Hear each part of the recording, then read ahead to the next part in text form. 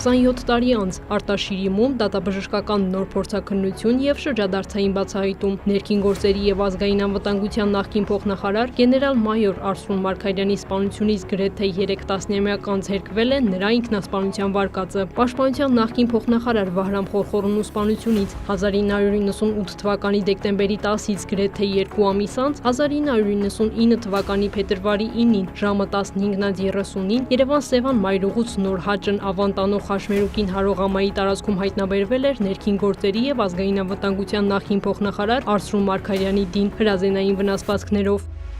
Ընդ որում հետաքրքրություն էր ներկայացնում հրազենային վնասվածքների տեղակայումները։ Առաջին հրազենային վնասվածքի մուտքի անցքը գտնվել է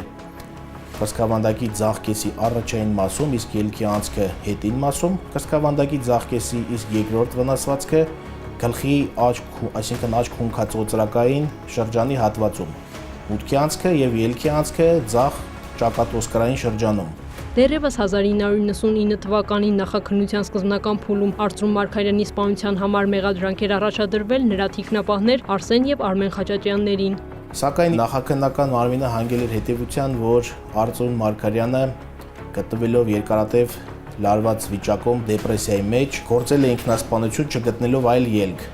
Սպանության համար կասկածվող թիկնապահներ Արսեն եւ Արմեն Խաչատրյանները հնգամսյա կալանքից հետո 1999 թվականի հուլիսի 2-ին ազատ էին արձակվել։ Կալանավայրից դուրս գալուց հետո Ամեկ+-ին տված հարցազրույցում թիկնապահներից Արսեն Խաչատրյանը պնդել էր ինքը մեղավոր չէ։ Գործի հետ ոչ մի առնչություն չունի սկզբից եւ ինչ որ եղել է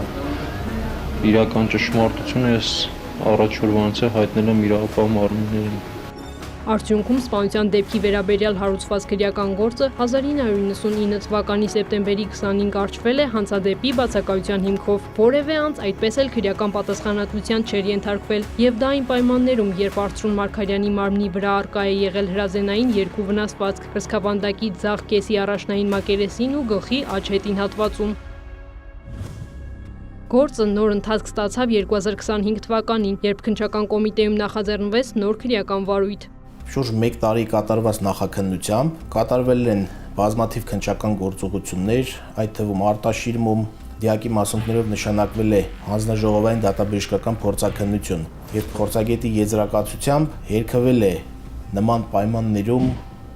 Մարգարյանի կողմից ինքնասպանություն կատարելու վարկածը, քանի որ քրեական վարույթի տվյալներով առաջին հրազենային վնասվածքը ստանալուց հետո Մարգարյանը ունակ չէր լինելու ատրճանակը ուղղել իր գլխի հետին հատվածում եւ կատարել կրակոց, այսինքն կոորդինացված շարժումներ կատարելու դեպքում նա դառնալու էր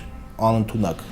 որևէ գործողություն կատարելու։ Կատարված վարութային գործողությունների արդյունքում ստացված եզրակացությամբ ձեռք են բերվել փաստական տվյալներ, որ Արսրուն Մարգարյանը սպանվել է իր թիկնապահ Արսեն Խաչատրյանի արձակած կրակոցներից։ Տեղի ունեցել սպանություն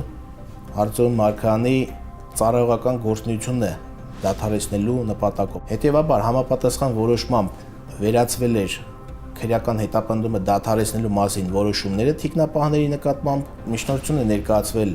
թիկնապահներից մեկի նկատմամբ նոր հանրային քրեական հետապնդում հարուցելու մասին, վերջինս նկատմամբ որպես խափան միջոց կալանք կիրառելու միջնորդություն է ներկայացվել դատարան